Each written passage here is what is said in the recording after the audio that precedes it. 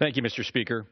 Mr. Speaker, I rise today to urge my colleagues to vote yes on the Every Student Succeeds Act, which will reauthorize the Elementary and Secondary Education Act. Mr. Speaker, this bill goes a long way to rectifying the problems that were created by No Child Left Behind.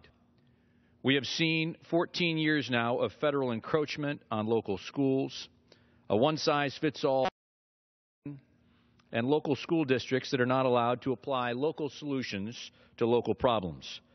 The version of ESEA that is coming to the floor tomorrow will fix these problems.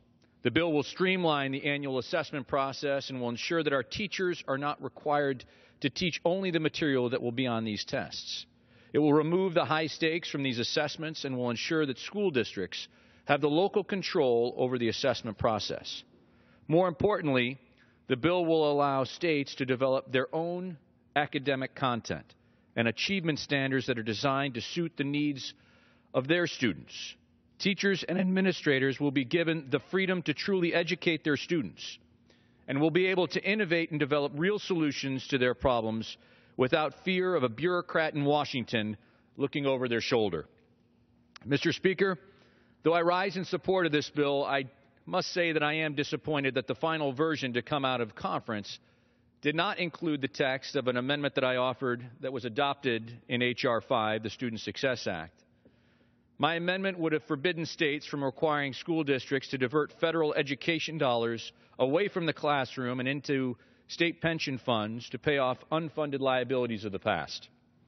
In my home state of Illinois, the state government is presently requiring school districts that choose to use federal education dollars to pay teacher salaries to divert over one-third of their federal education dollars to the state's teacher retirement system to cover past financial mismanagement. This amounts to a federal bailout of state pension programs at the expense of schools and education. Mr. Speaker, this only happens in Illinois. So what does this mean for the 10th District of Illinois? In 2014, Wheeling Community Consolidated School District 21 had to send over $140,000 to the state to cover past pension obligations. That is 35% of the $400,000 of total federal dollars that came to Wheeling, that Wheeling spent on teachers. If Wheeling had only had to pay the normal pension costs, the current pension obligation, it would have had to have contributed $32,000.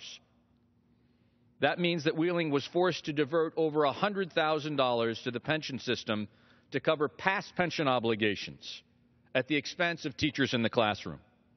At $40,000 per year, this would have enabled them to hire an additional 2.5 teachers that could have been educating our children, reducing classroom sizes, and making each of our students receive the individual attention that they need to succeed. In Waukegan, Illinois, this problem is even worse.